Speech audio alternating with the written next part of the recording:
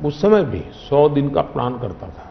हाँ, उसी पे पूछना था मुझे। हाँ। अभी तो चुनाव हो ही रहे हैं, अभी रिजल्ट्स भी नहीं आए और आप 100 दिन का प्लान बना रहे हैं। मैं चुनाव में जाने से पहले शुरू किया। हाँ। और दरअसल मैंने कैसे किया कि मैं पिछले 2 साल से 2047 को ध्यान में रख के काम करता था, और उसके लिए मैंने देश भर में लोगों के ओपिनियन मांगे, सुझाव मांगे। शायद 15 लाख से अधिक लोगों के मैंने सुझाव दिए हैं कि वो आने वाले 25 साल में हिंदुस्तान को कैसे देखना चाहते हैं। और मैंने सभी यूनिवर्सिटीज़ को कांटेक्ट किया, मैंने अलग अलग एनजीओ को कांटेक्ट किया, संगठनों को, और 15-20 लाख लोग उन्होंने इनपुट दिया। फिर मैंने एआई की मदद लेकर के उसको सब्जेक्ट वाइज बनाया, उसका काफ़ी मैंने टेक्नोलॉजी, आर्टिफिशियल इंटेलिजेंस, हाँ, टेक्नोलॉजी का भरपूर उपयोग किया।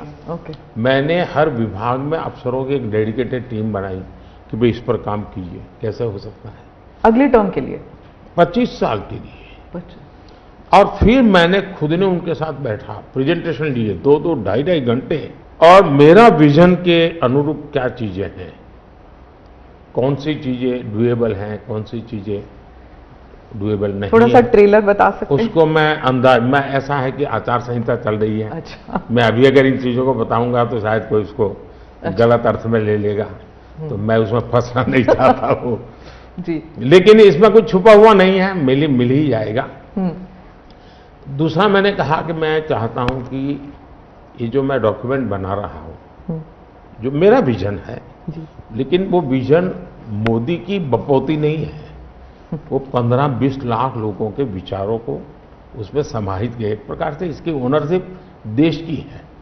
15-20 लाख लोग इनपुट देते हैं, मतलब पूरा देश दे रहा है जी। मैंने क्या किया है कि मैंने उसको अभी डॉक्यूमेंट के रूप में तैयार करवा रहा हूं। जैसे ही चुनाव प्रक्रिया पूरी हो जाएगी तुरंत वो स्टेट को भेज दिया जाएगा। ओके। मैं चाहूंगा कि स्टेट उस पर काम करे, स्टेट को क्या लगता है, क्या हो सकता है, क्या नहीं। और वो सिर्फ बीजेपी स्टेट्स नहीं है, सभी नहीं, पूरा देश, ये देश का है, ये भाजपा का नहीं है जी। ओके। ये काम देश का है जी। फिर मैं नीति आयोग की मीटिंग बुलाऊंगा, उसमें इस पर व्यापक चर्चा करूंगा मुख्यमंत्रियों के साथ, और फिर उसमें से एक फाइनल चीज बनेगी। दूसरी तरफ मैंने अफसरों को कहा कि अभी जो हमारे सामने चित्र बना है, जो कुछ भी इनपुट आए उसके आधार पर मैंने अपने इनपुट दिए, उसमें से मुझे 3 हिस्सों में काम करना है। एक, बीजेपी का जो मैनिफेस्टो आएगा उसमें से करणीय काम तुरंत कैसे ले सकते हैं। दूसरा, ये जो 25 साल का हमारा जो एक खाका बना है, जो मेरा अपना विजन है, अभी तो मैं चाहूंगा कि मुझे और भी उसमें क्रिटिकल इनपुट चाहिए मुझे। मैं ऐसा नहीं मानता हूं कि सब कुछ मुझे ही समझ और मुझे ही दिखता है। कोशिश मैंने भारी की, मैंने काफी समय लगाया इसमें। उसको मैं 3 हिस्सों में बांटा।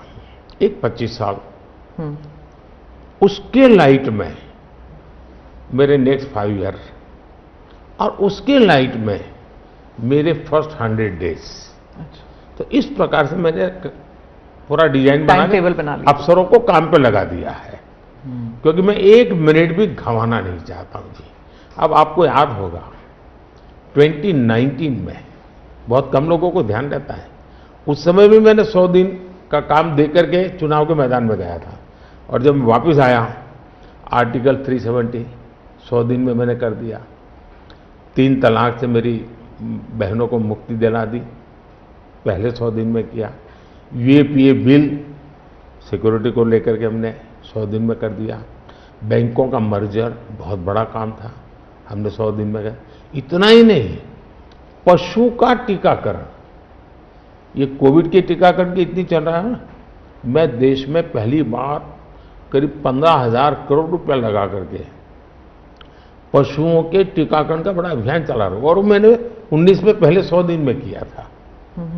तो मैं 100 दिन क्या काम करना वो हैफाजत नहीं करता, मैं बिल्कुल प्लानिंग करके उसको आधार पर आगे चलाता हूँ। मोदी जी, आपने एक टर्म कॉइन किया है जो बहुत ही लोकप्रिय हो गया है, मोदी की गारंटी। अब चुनाव के वक्त कई लोग कह रहे हैं कि क्या उम्मीदवार जो है वो नॉट इम्पॉर्टेंट है। वोट तो सिर्फ मोदी जी को जा रहा है क्योंकि मोदी जी की गारंटी है। तो इलेक्शन के दौरान ये सब टर्मिनोलॉजी इंपॉर्टेंट होता है। पहली बात है, उम्मीदवार ही नहीं, चुनाव में हर मतदाता इंपॉर्टेंट होता है। चुनाव में बूथ लेवल का कार्यकर्ता भी इंपॉर्टेंट होता है, कैंडिडेट भी उतना ही महत्वपूर्ण होता है। और इसलिए ये कह देना कि और किसी का महत्व नहीं होता है, ये वरना इतना बड़ा चुनाव हो ही नहीं सकता है जी, तो बहुत महत्व होता है। जहां तक गारंटी का सवाल है, आज हमारे यहां दुर्भाग्य से शब्दों के प्रति जो कमिटमेंट होना चाहिए, वो एक प्रकार से लग रहा है कि ये तो चलते का नाम गाड़ी, कुछ भी बोल दो, कहीं पर भी बोल दो, कोई जिम्मेवारी नहीं। अब आप देखा होगा इन दिनों एक नेताजी के पुराने ढेर सारे वीडियो बाजार में घूम रहे हैं और उनके एक विचार से दूसरा विचार कितना कॉन्ट्राडिक्टरी है। अब लोग एक साथ देखते होगा, अरे ये आदमी इतना हमें मूर्ख बनाता था, हमारी आंख में धूल झोंकता। अभी मैंने एक नेता का भाषण सुना, उन्होंने कहा एक झटके में मैं गरीबी हटा दूंगा। अब जिनको 5-5, 6-6 दशक देश का राज करने को मिला, वो जब आज कहेंगे कि मैं एक झटके में गरीबी हटा दूंगा, तो देश सोचता है ये क्या बोल रहे हैं। तो मुझे लगता है पॉलिटिकल लीडरशिप की क्वेश्चनेबल होती जा रही है। ऐसे में प्राण जाए और वचन न जाए,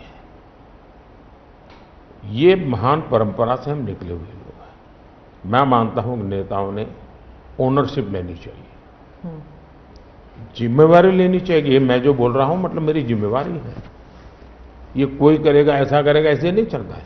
और उसमें से मैंने बल दिया है गारंटी का। मैं कमिटमेंट भी करता हूं और उसका मैं ओनरशिप ले रहा हूं। और जब ओनरशिप लेते हैं ना, तो देश को भरोसा होता है। आज आप देखिए कि हम जो बात कहते हैं उस पर लोगों का भरोसा है। 370 हटाऊंगा, भले हमें पार्टी का जन्म हुआ तब से हम कह रहे थे, हमारे श्यामा प्रसाद मुखर्जी ने बलिदान दिया था, लेकिन हम उस पर पक्के मन से लगे हुए थे। जब मेरा मौका आया, मैंने पूरी हिम्मत दिखाई, 370 गई और आज जम्मू कश्मीर का भाग्य बदल गया। 3 तलाक कितने ही चीजों से गुजरा, पॉलिटिकल लीडरशिप डर गई, लोगों को रहा भी इनके पर क्या भरोसा करें। ये तो एक बार एक बोलते दूसरा, लोगों का भरोसा तब बनता है, कहेगा यार ये खुद खड़े रहेंगे, ये खड़े रहेंगे और जाना भी है तो जिम्मेवारी लेकर के जाएंगे कि भाई ये था, मैं सोचा था, नहीं कर पा रहा हूं, मैं जा रहा हूं वापिस। लेकिन भरोसा बहुत बड़ी ताकत होती है और भारत जैसे देश में ये भरोसा को मैं अपनी जिम्मेवारी मानता हूं और इसलिए मैं बार बार गारंटी ये कहता हूं। मोदी जी, आप भरोसे की बात करते हैं, जब भी हमारे कैमरा टीम्स जहां भी जाते हैं